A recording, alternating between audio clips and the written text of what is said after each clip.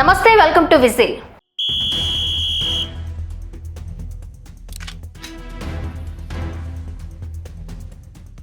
ఏపీలో భూ కేటాయింపుల అంశం కూటమి సర్కార్కు పెద్ద తలనొప్పిగా మారింది. పారిశ్రామిక అభివృద్ధి, ప్రభుత్వం అవసరాల కోసం భూములు అవసరమే అయినప్పటికీ గత అనుభవాలతో చాలా చోట్ల భూములిచ్చేందుకు రైతులు సుముఖత చూపడం లేదు.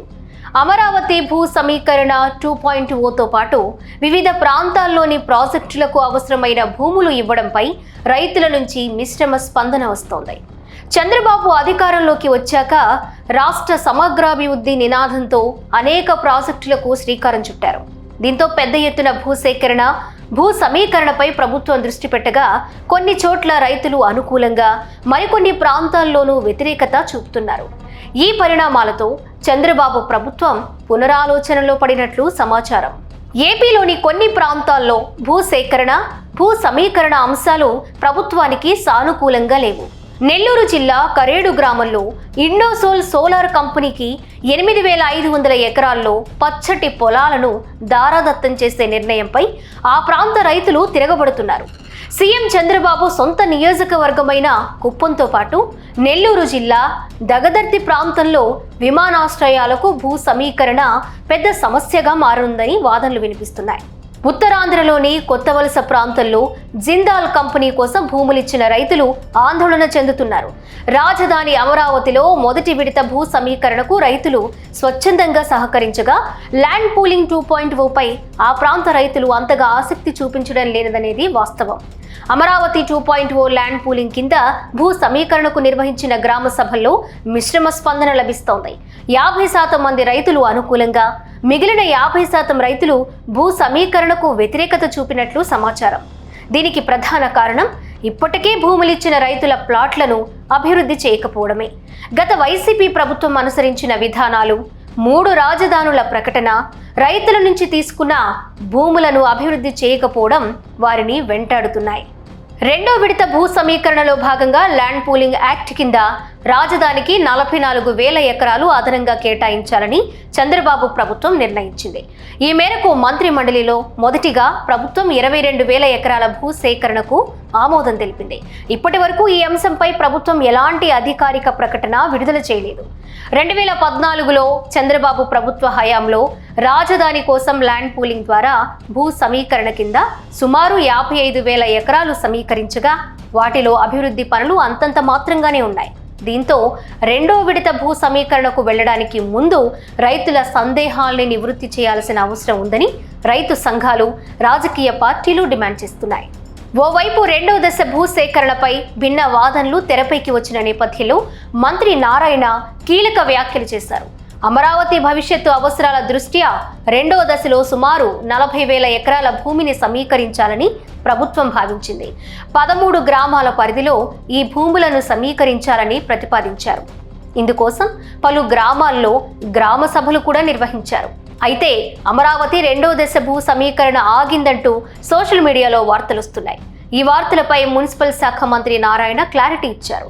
రాజధాని అమరావతిని ప్రపంచ స్థాయి నగరంగా తీర్చిదిద్దుతామని ఏపీ ప్రభుత్వం పదే పదే చెప్తోంది. 3 ఏళ్లలోగా అమరావతిలో తొలి దశ నిర్మాణాలను పూర్తి చేస్తామని చంద్రబాబు స్వయంగా ప్రకటించారు.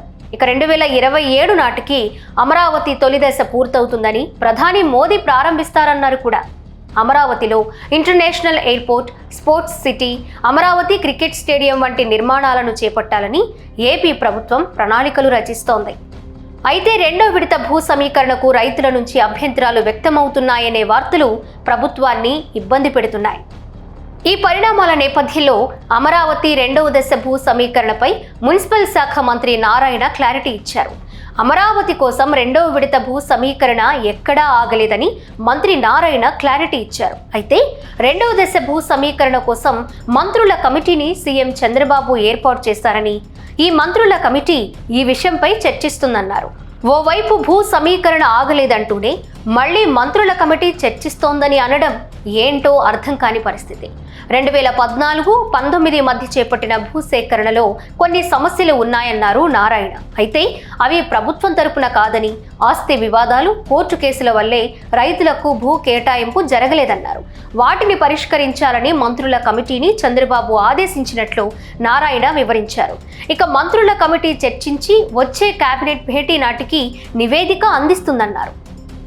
అమరావతి ప్రాంతంలో రెండో విడత భూ సమీకరణపై స్థానిక రైతులు సానుకూలంగా లేకపోవడంతో బ్రేక్ పడింది.